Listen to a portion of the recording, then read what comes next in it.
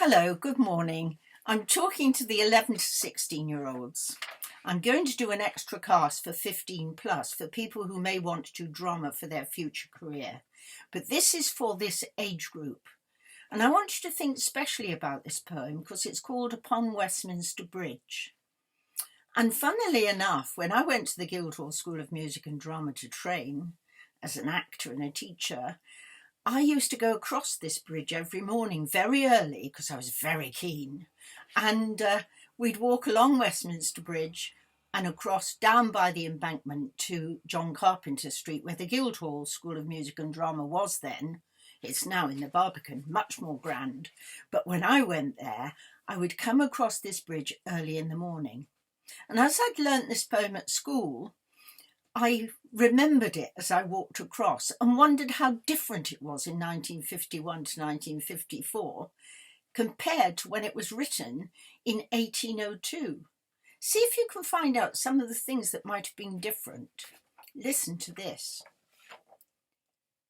Earth hath not anything to show more fair. Dull would he be of soul who could pass by a sight so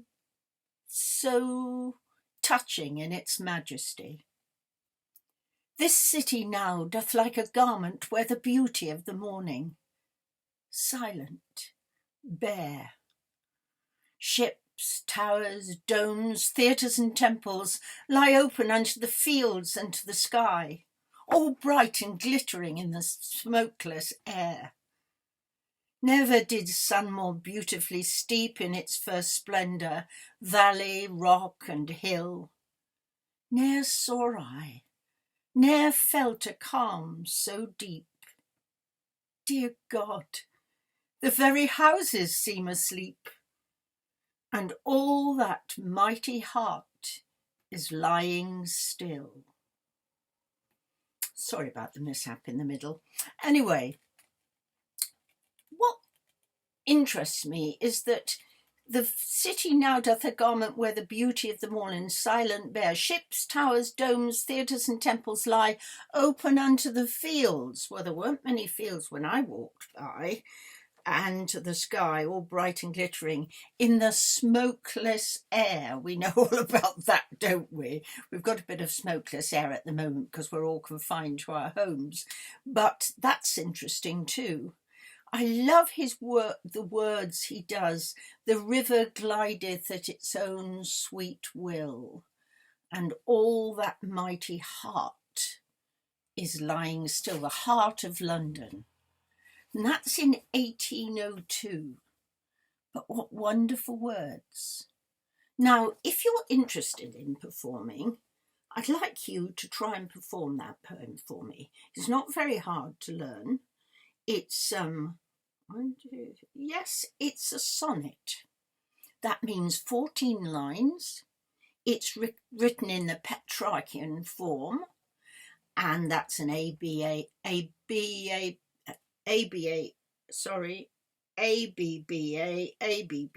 C D rhyming scheme.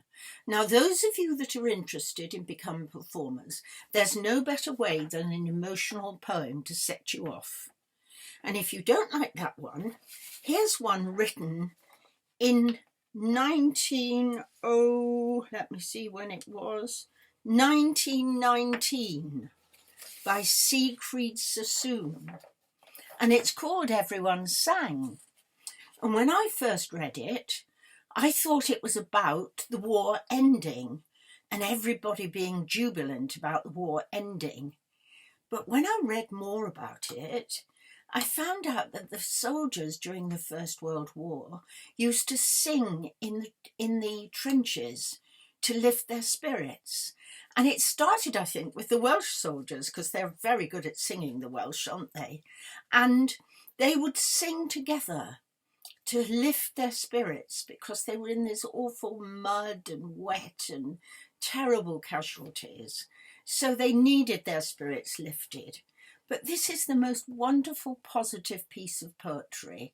And if you want to learn this one rather than Westminster Bridge, I'm happy for you to do so. So the first one was 1802. This one is 1919, towards the end of the First World War. Now, many of you, I'm sure, will have studied the First World War in your school, so you'll know a bit about it. But this is from a soldier who actually survived the war and lived on afterwards, and he's one of our greatest poets, Siegfried Sassoon. Everyone suddenly burst out singing, and I was filled with such delight as prisoned birds must find in freedom, winging wildly across the white orchards and dark green fields, on and out of sight. Everyone's voice was suddenly lifted, and beauty came like the setting sun. My heart was shaken with tears, and horror drifted away. Oh, but everyone was a bird, and the song was endless. The singing will never be done. I misread that. It should have said, everyone was a bird, and the song was wordless. The singing will never be done. I love that feeling, don't you, in that poem? Hasn't he captured the magic of release, of freedom? I wonder if we'll be doing that when we come out of our isolation. I wonder if we'll suddenly all be singing. I doubt it, but it would be good. I love community singing. It lifts your spirit. Now, I'd like you to learn one or other of those poems for me and send them to me with your parents' permission on a video to Mand Hall, or to me personally, Sheila at focustheatre.co.uk. Nobody else will see it but me. And I will then next week talk to you about your poems and how you've done them. And we'll move on from there. Now, I'm going to do another session in a minute. I've got to take the dog for a walk now. But I'll do another session in a minute on some drama. And I'm going to start with what you probably think is horror, Shakespeare. Because things I learnt when I was 15, which I'm horrified to say is 70 years ago, I still know now. I learnt the part of Viola for a school play, and I still remember it to this day. So I might not go wrong this time. I'll see you in a minute. Bye.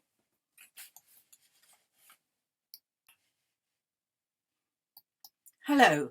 I'm back again. I've come back from the walk and I've had my lunch.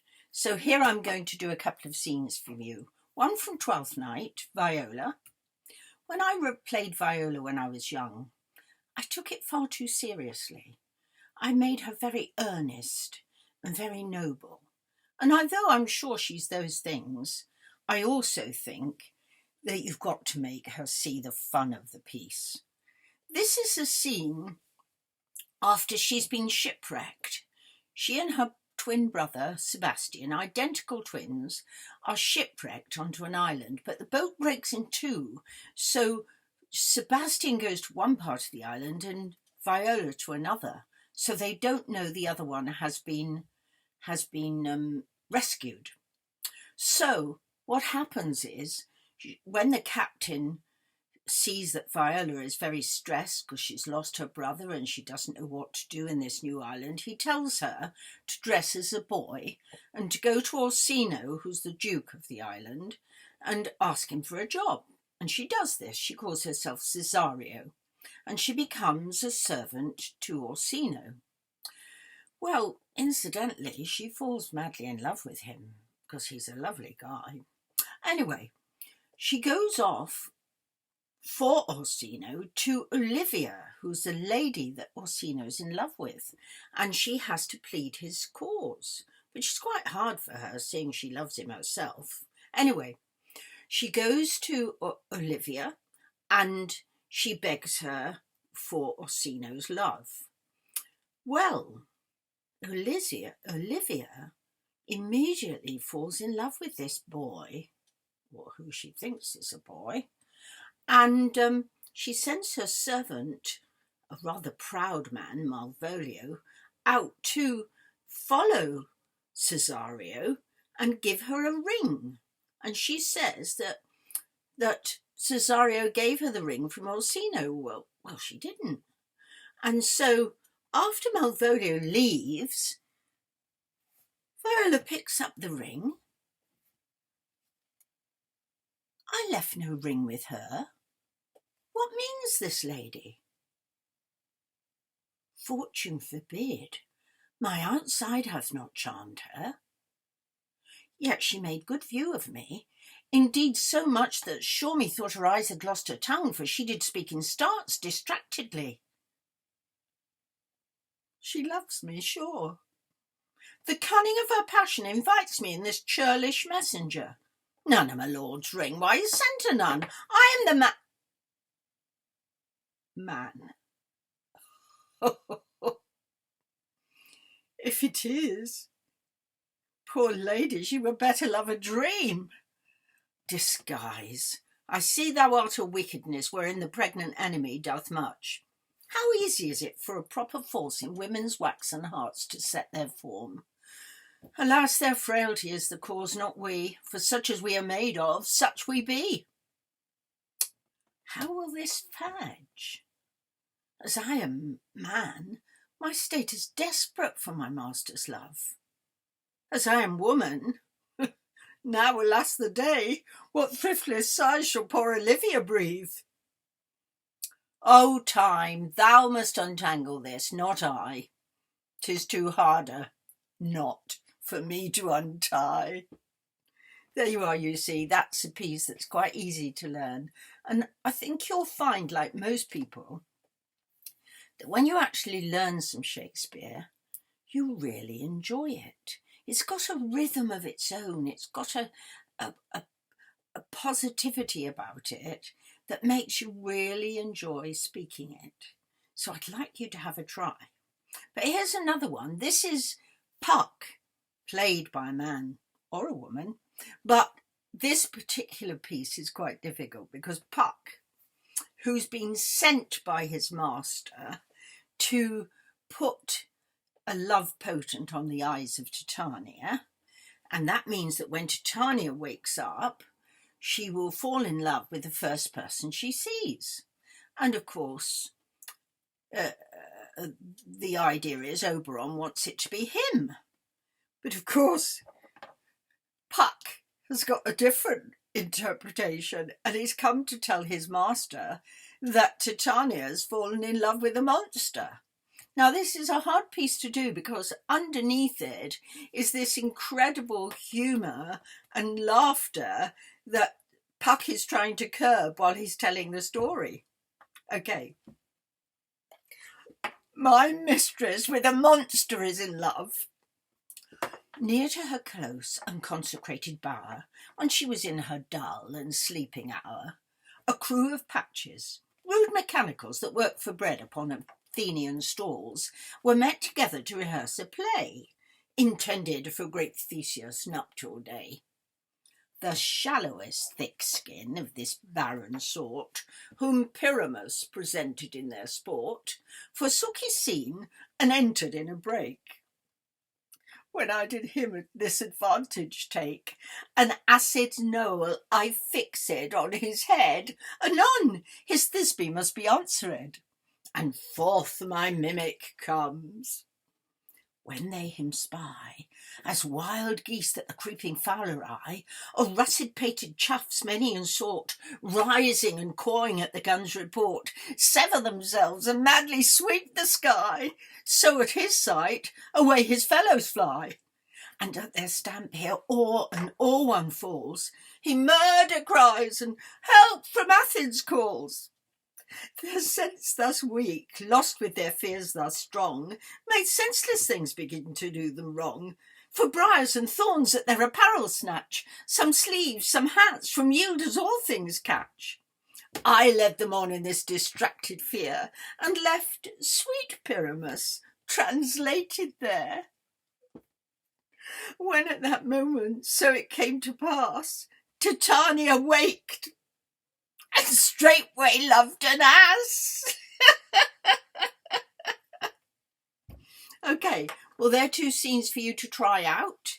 And don't forget to send them to me either via Mandahall or sheila@focustheatre.co.uk. I promise you I will be the only one that will see them. They won't be sent anywhere else, and I'll be able to give you some feedback. Look forward to seeing you again. Bye.